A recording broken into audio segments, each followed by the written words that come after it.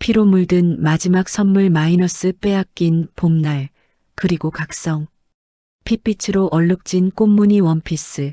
그것은 시어머니 조옥래가 평생을 바쳐 며느리에게 건넨 생애 첫 선물이자 악마 고성이가 이 지역 가족에게 보낸 가장 잔혹한 살인 예고장이었습니다. 평생을 가족을 위해 헌신한 며느리에게 시어머니가 떨리는 손으로 건넨 생애 첫 선물이 불과 1시간 뒤 피로 얼룩진 수위가 되어버릴 줄 그 누가 상상이나 했을까요? 잔인한 운명의 수레바퀴는 가장 행복한 순간에 가장 비극적인 방식으로 그들을 덮쳤습니다. 그날 아침은 유난히 햇살이 눈부시게 쏟아지는 날이었는데요. 조옥래 할머니의 주름진 얼굴에는 70평생 처음 느껴보는 설렘으로 소녀 같은 홍조가 피어오르고 있었답니다. 평생 자식들 뒷바라지하느라 거친 무명옷만 걸치고 살았던 할머니가 난생 처음 자신의 이름으로 번 두툼한 시니어 모델료 봉투를 가슴에 품고 있었기 때문이었죠. 할머니는 그 돈을 자신을 위해 쓸 생각이 추호도 없었습니다. 오직 한 사람, 늙고 병든 시어머니를 수발하고 무뚝뚝한 남편 뒷바라지하느라 고생만 한 며느리 김다정 생각뿐이었거든요. 할머니는 김다정의 손을 이끌고 화려한 백화점 거울 앞에 섰습니다. 백화점의 화려한 조명 아래서 주눅이 들 법도 했지만 며느리에게 좋은 옷 한 벌 해주고 싶다는 그 마음 하나가 할머니를 당당하게 만들었더라고요. 조옥래는 며느리의 몸에 딱 맞는 봄꽃처럼 화사한 꽃무늬 원피스를 직접 골라주며 그동안 마음속에만 담아두었던 미안함과 고마움을 털어놓았습니다. 다정아, 이거 한번 입어봐라. 맨날 내 옷, 남편 옷, 자식들 옷만 챙기지 말고. 내가 나 늙은이 모델 학원 보내주고 응원해준 덕분에 내가 제 밥벌이를 다 해보는구나. 고맙다, 아가. 정말 고맙다. 할머니의 투박한 손이 김다정의 거친 손을 잡았을 때 김다정은 시어머니가 건넨 원피스를 받아들고 눈시울을 붉힐 수밖에 없었습니다. 어머니, 이 비싼 걸 어떻게? 모델료 받으신 거 어머니 맛있는 거 사드시고 용돈 하시지. 하지만 조옥래는 단호했습니다. 아유, 잔말 말고 입어. 내가 눈 감기 전에 우리 착한 며느리 떼깔 나는 옷 한 벌 해주는 게 소원이었다. 내 소원 좀 들어다오. 두 여자의 웃음소리가 백화점의 소음을 뚫고 맑고 경쾌하게 울려 퍼졌는데요. 그 모습이 얼마나 아름다웠는지 지나가는 사람들조차 흐뭇하게 쳐다볼 정도였답니다. 조옥래가 사준 선물이 담긴 쇼핑백을 보물단지처럼 소중하게 품에 안고 백화점을 나서는 두 사람의 뒷모습은 마치 친정엄마와 딸처럼 다정하고 평화로워 보였습니다. 하지만 안타깝게도 그 평화가 산산조각 나는 데는 채 1시간도 걸리지 않았습니다.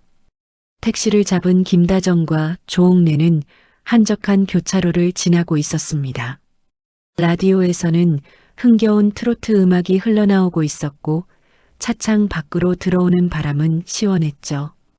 김다정은 너무나 행복한 나머지 남편 이상철에게 전화를 걸어 자랑을 늘어놓았습니다. 여보, 어머니가 첫 모델료 받으셔서 제 옷을 사주셨어요. 꽃무늬 원피스인데 너무 예뻐요. 당신도 보면 놀랄걸요? 저녁에 내가 당신 좋아하는 찌개 끓여놓을게요. 일찍 들어와요. 전화기 너머로 들려오는 이상철의 무뚝뚝하지만 다정한 웃음소리가 끊기기도 전이었습니다. 바로 그때 맞은편 차선에서 검은색 헬멧을 쓴 오토바이 한 대가 중앙선을 침범하며 미친 듯한 굉음을 내며 질주해 오기 시작했던 겁니다. 그 오토바이의 운전자는 단순한 난폭 운전자가 아니었습니다. 그는 고성이가 고용한 피도 눈물도 없는 전문 청부업자였습니다.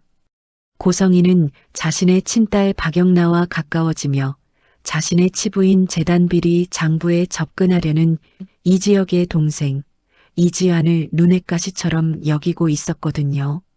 그래서 그에게 입조심하고 내 딸에게서 떨어져라는 확실한 경고를 주기 위해 위협 운전을 사주했던 것이었죠.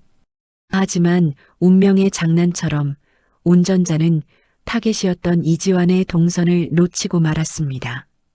대신 그의 눈에 들어온 것은 이지환의 가족이 탄 택시였습니다. 그리고 고성이가 은밀하게 내렸던 본인을 건드리는 게 힘들면 가족을 건드려. 그래야 더 확실하게 공포를 느끼고 입을 다물 테니까라는 악마적인 지시를 떠올렸던 것이죠. 운전자는 망설임 없이 엑셀을 밟았습니다. 오토바이는 마치 폭주하는 포탄처럼 택시의 조수석 쪽, 정확히 김다정이 앉아 있는 위치를 향해 무서운 속도로 돌진했습니다. 그 짧은 찰나 김다정은 다가오는 죽음의 그림자를 감지했습니다. 어머니, 위험해요. 김다정은 자신의 안위는 생각할 겨를도 없이 본능적으로 뒷좌석에 앉은 시어머니 조옥래를 향해 몸을 날려 덮쳤습니다. 끔찍한 파열음과 함께 세상이 뒤집혔습니다. 택시는 중심을 잃고 팽이처럼 빙글빙글 회전하다가 도로변 가드레일을 들이받고서야 멈춰 섰는데요. 깨진 유리창 파편이 비처럼 쏟아졌고 찌그러진 차체 사이로 붉은 피가 흘러나와 차가운 아스팔트를 적셨습니다. 조옥래가 며느리에게 선물했던 김다정이 그토록 좋아하며 가슴에 품었던 꽃무늬 원피스는 주인을 잃은 채 쇼핑백 밖으로 튕겨 나와 붉은 피에 젖어 처참하게 찢겨 있었습니다. 응급실 앞은 그야말로 아비규환이었습니다. 소식을 듣고 한달음에 달려온 이지혁, 이지환, 이수빈, 그리고 남편 이상철은 사색이 되어 수술실 앞을 서성였습니다. 김다정은 피투성이가 된 채 간이 침대에 누워 넋이 나간 사람처럼 중얼거리고 있었는데요. 어머니는요? 그녀의 시선 끝에는 응급 처치를 받고 있는 조옥래 할머니가 있었습니다. 할머니는 미동조차 하지 않았습니다. 가족들은 모두 김다정이 더 위중하다고 생각했지만 운명은 그들의 예상을 빗나갔습니다. 수술실 위에 빨간 불이 꺼지고 집도이가 무거운 표정으로 걸어 나왔습니다. 이상철은 신발도 제대로 신지 못한 채 맨발로 의사에게 달려가 매달렸습니다. 선생님, 제 아내. 다정이는요? 많이 다쳤습니까? 의사는 이상철의 간절한 눈을 똑바로 쳐다보지 못하고 고개를 떨구었습니다. 부인분은 다행히 생명에는 지장이 없습니다. 하지만 동승하셨던 어르신께서는 사고 당시 충격으로 심정지가 왔고 끝내 회복하지 못하셨습니다. 운명하셨습니다. 그 한마디에 이상철은 바닥으로 무너져 내렸습니다. 평생을 고생만 시켰던 어머니가 며느리에게 난생 처음 선물을 사주고 돌아오던 길에 허망하게 떠나버린 것입니다. 김다정은 이 소식을 듣고 링거줄을 뜯어내며 오열했습니다. 어머니, 안 돼요 어머니. 저한테 옷 사주셨잖아요. 입어보지도 못했는데. 그녀가 끌어안은 피 묻은 원피스는 시어머니의 마지막 유품이 되어버렸습니다. 이지혁은 벽을 치며 짐승처럼 오열했고 이수빈은 믿기지 않는다는 듯 할머니의 이름을 부르며 실신하고 말았습니다. 하지만 이 지옥 같은 슬픔 속에서 단 한 사람, 이지환만은 울지 못했습니다. 그는 사고 현장에서 경찰이 수거해온 증거물 중 산산조각 난 오토바이의 헬멧 조각을 보았기 때문입니다. 그 헬멧에 그려진 특유의 붉은 뱀 문양. 그것은 며칠 전부터 이지환의 주위를 맴돌며 위협을 가하던 바로 그놈의 것이 분명했습니다. 이지환의 심장은 죄책감으로 터질 것만 같았습니다. 나 때문이야. 내가 박영란을 만나서 내가 주제넘게 고성이의 뒤를 캐고 다녀서 그 여자가 우리 할머니를 죽였어. 이건 단순한 사고가 아니야. 이건 명백한 살인이야. 이지환의 눈에서 눈물 대신 시뻘건 핏발이 섰습니다. 자신이 사랑했던 여자의 어머니가 자신의 할머니를 죽인 살인자라는 끔찍한 진실. 이지환은 주머니 속에서 박영나가 위험을 무릅쓰고 건네주었던 고성이의 비리 장부 USB를 손바닥에 피가 나도록 꽉 쥐었습니다. 같은 시각 고성이는 자신의 호화로운 집무실에서 최고급 와인잔을 흔들며 뉴스를 보고 있었습니다. 뉴스 앵커는 도심 한복판에서 발생한 의문의 오토바이 사고로 80대 노인이 사망했습니다라고 건조하게 보도하고 있었죠. 고성이의 비서실장이 조심스럽게 들어와 고개를 숙이며 보고했습니다. 이사장님, 보고 드립니다. 원래 타겟은 이지환이었으나 현장 상황 변동으로 인해 조모인 조옥래가 사망했습니다. 이지환은 다치지 않았습니다. 보통의 사람이라면 죄책감을 느끼거나 당황해야 할 상황이었지만 고성이는 붉은 와인을 한 모금 머금으며 입꼬리를 비릿하게 올렸습니다. 어머, 빗나갔네. 늙은이가 대신 갔어? 하지만 뭐 나쁘지 않아. 오히려 잘된 일일지도 모르지. 이 지역 집안은 지금 초상집일 테니 당분간 내 일에 회방 놓을 정신은 없겠어. 시끄러운 파리들이 꼬이면 귀찮았는데 알아서 조용해지겠네. 고성이에게 타인의 죽음은 그저 자신의 앞길을 닦는 청소일 뿐이었습니다.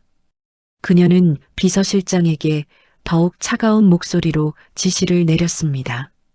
이제 방해꾼은 사라졌으니 한우진을 그룹 총수로 앉힐 준비나 서둘러. 주주총회 소집하고 여론전 준비해. 아, 그리고 가장 중요한 거. 지은호. 그 아이 간 이식 스케줄 예정대로 진행해. 할머니 잃은 슬픔에 빠져 있는 지금이 기회야. 가족을 잃은 슬픔에 정신없을 때 도장을 받아내야지. 내 아들을 살리기 위해서라면 그깟 가난한 집안 노인네 하나 희생시키는 건 일도 아니니까. 고성이의 계획은 치밀하고도 잔혹했습니다. 그녀는 친딸 지은호가 친모인 자신의 말을 거역하지 못하도록, 그리고 이 지역이 할머니를 잃은 슬픔에 잠겨 지은호를 지키지 못하는 틈을 타간 이식 수술을 강행하려 했던 것입니다. 장례식장은 눈물바다였습니다. 조옥래의 영정사진 속 인자한 미소가 조문객들의 마음을 더욱 아프게 했는데요. 검은 상복을 입은 지은호는 장례식장 입구에서 발을 떼지 못했습니다. 그녀는 자신이 고성이의 딸이라는 사실이 마치 조옥래 할머니를 죽인 원죄처럼 느껴져 숨조차 제대로 쉴 수 없었습니다. 이 지역의 할머니이자 고아였던 자신을 친손녀처럼 아껴주었던 분, 그분을 죽게 만든 것이 자신의 친엄마라는 사실은 지은호를 죄책감의 지옥으로 밀어 넣었습니다. 그때 상주 완장을 찬 이지환이 비틀거리며 지은호에게 다가왔습니다. 평소의 장난기 어린 모습은 온데간데없고 그의 눈빛은 슬픔을 넘어선 살기로 번들거리고 있었죠. 누나. 이지환의 목소리는 갈라져 있었습니다. 지환아, 미안해. 나 때문에. 지은호가 울먹이며 사과하려 하자 이지환은 그녀의 말을 잘랐습니다. 아니요, 누나 잘못 아니에요. 이거 사고 아니에요. 그 여자가 한 짓이에요. 고성이. 그 여자가 우리 할머니를 죽였어요. 지은호는 충격에 입을 다물지 못했습니다. 이지환은 지은호의 손에 무언가를 쥐어주었습니다. 그것은 사고 현장에서 주운 오토바이 헬멧 조각 사진과 고성이의 비서실장이 청부업자와 통화한 내역이 담긴 녹취록 파일이었습니다. 내가 갚아줄 거야. 똑같이, 아니, 더 처참하게. 우리 할머니가 당한 고통, 그 여자한테 천배만배로 돌려줄 거야. 그 순간 장례식장 입구에서 소란이 일었습니다. 고성이의 이름이 적힌 거대하고 화려한 조화가 배달된 것입니다. 뻔뻔하게도 고인의 명복을 빕니다. 마이너스 재단 이사장 고성이라는 리본이 달려 있었죠. 그것을 본 이지혁의 이성이 끊어졌습니다. 이지혁은 미친 듯이 달려가 조화를 발로 걷어차 쓰러뜨렸습니다. 치워. 당장 치워. 그 더러운 이름 우리 할머니 앞에서 치우란 말이야. 그는 하얀 국화꽃을 짓밟으며 짐승처럼 울부짖었습니다. 이상철은 아들을 말리려다 함께 바닥에 주저앉아 오열했습니다. 장례식장은 순식간에 분노와 슬픔이 뒤섞인 아수라장이 되었습니다. 이지혁은 짓밟힌 조화 리본을 손에 쥐고 카메라를 향해, 아니 보이지 않는 고성이를 향해 죽일 듯이 노려보았습니다. 그의 눈에서는 더 이상 예전의 망설임이나 부드러움은 찾아볼 수 없었습니다. 오직 차가운 복수심만이 이글거리고 있었죠. 기다려. 고성이. 내가 뺏어간 우리 할머니의 목숨, 그리고 우리 가족의 행복. 이 고통, 뼈저리게 천배만배로 돌려줄 테니까. 내 손으로 널 지옥으로 떨어뜨려 줄게. 이지혁의 섬뜩한 선전포고와 함께 화면은 공포에 질린 채 자신의 배간을 감싸 쥐고 있는 지은호의 모습으로 전환됩니다. 그녀의 등 뒤로 고성이가 보낸 검은 양복의 사내들이 그림자처럼 다가오고 있었습니다. 조옥래 할머니의 죽음으로 슬픔에 잠긴 지은호에게 장기 적출을 위한 마수가 뻗쳐오고 있었던 것입니다. 이제 이지혁과 지은호, 그리고 박성재는 생존을 위해, 그리고 복수를 위해 가장 위험한 선택을 해야만 하는 벼랑 끝에 서게 되었습니다. 다음 회를 기대해 주세요. 구독, 좋아요.